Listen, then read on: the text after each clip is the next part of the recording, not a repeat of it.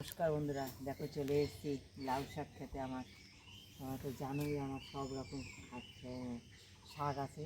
আজকে লাউ শাক দিয়ে করব দারুণ একটা রেসিপি। সঙ্গে থেকে দেখো আমি কচি কচি কিছু লাউ শাক তুলে নেবো। দেখো এরকম কচি কচি কিছু শাক তুলে নেবো, এই লাউ শাক। সঙ্গে থেকে পুরো ভিডিওটা দেখো, দারুণ টেস্টি হেলদি একটা রেসিপি হতে চলেছে। দেখো এই যে লাউ ধরেছে, ঠিক আছে।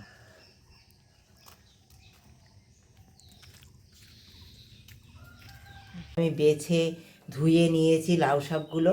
এইবার দেখো একটু একটু হালকা করে একটু কুচিয়ে নেব, নিয়ে না একটুখানি এটা হলুদ দিয়ে নুন দিয়ে সিদ্ধ করে নেব।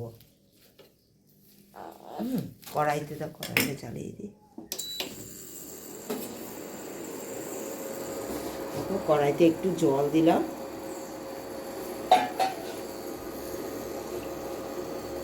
একটু লবণ দেব, অল্প লবণ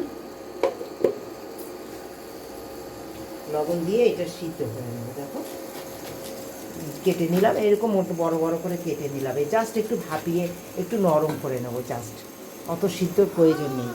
দিয়ে এগুলো সিদ্ধ করে নেব, ঢেকে দিয়ে সিদ্ধ করে নেব। কটা চিংড়ি মাছ নিয়েছি, কালকে আমি বেছে নিয়েছি, তোমাদের দেখানো হয়নি বন্ধুরা। দেখো আমি সুন্দর করে বেছে নেওয়ার পরে এই যে ভেজে নিচ্ছি, একটু হালকা করে ভেজে নেব, খুব বেশি করে লাল লাল কড়া করে থাকবে না। এরকম স্বাদ ভেজেছি, এই যে সাদা সাদা ভাজাটাই থাকবে। হ্যাঁ, এটা নরম নরম থাকবে, তবে খেতে ভালো লাগবে। কারণ যে রেসিপিটা করবো তাতে কড়া ভাজা করলে ভালো লাগবে না।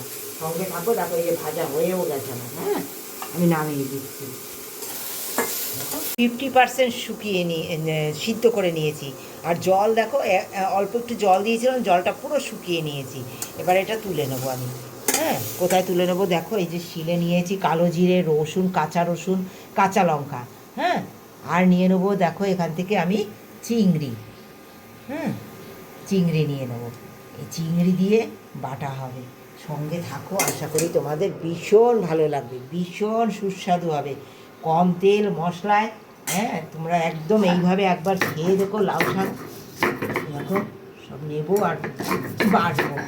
লঙ্কাটা তোমাদের পছন্দ মতো তোমরা অবশ্যই দিও ঝালটা। আমাদের এখানে বেশ ঠান্ডা ঠান্ডা পড়েছে বন্ধুরা, দুদিন বৃষ্টি হয়েছে, ভীষণ ঠান্ডা ঠান্ডা, তাই ওড়না গায়ে দিয়েছি একটা। দেখো সব বেটে নেবো সুন্দর করে। বেশি ভাজলে না স্বাদটা নষ্ট হয়ে যায়।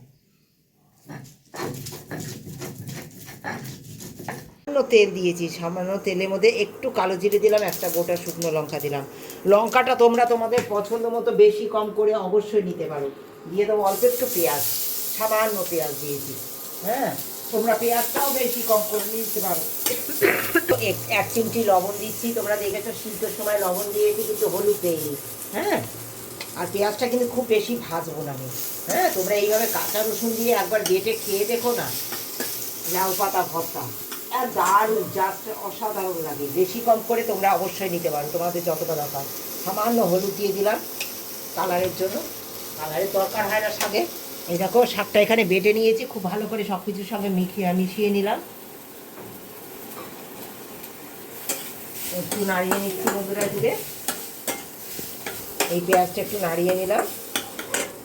এইবার দিয়ে দেবো শাকগুলো সবের মধ্যে, সব কিছু দিয়ে মিশিয়ে নিয়েছি। নেওয়ার পরে শাকটা দিয়ে দিলাম, দিয়ে একটু জাস্ট তেলে নেবো,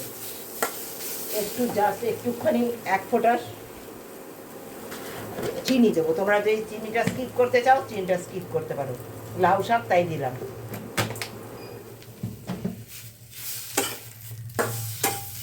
দেখো এটা সিদ্ধ হওয়ার জন্য, আর একটু ভালো সিদ্ধ হওয়ার জন্য এটা আর একটু নাড়িয়ে চাড়িয়ে নিলাম সিম আঁচে।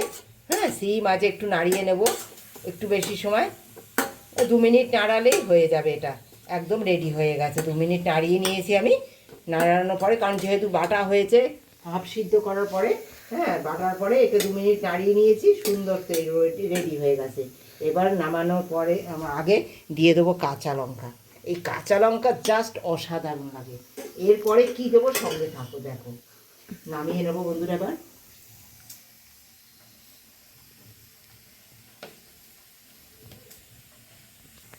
দেখো বন্ধুরা, এইবার দিয়ে দেবো কাঁচা সর্ষে তেল।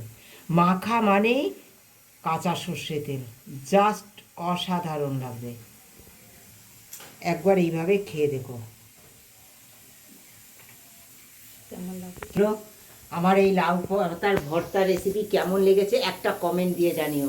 ভালোবাসা দিয়ে যারা ভিডিওটা দেখেছো, যারা শেয়ার করছো, পাশে রয়েছে সর্বদা, তাদেরকে আমার তরফ থেকে অনেক অনেক ভালোবাসা।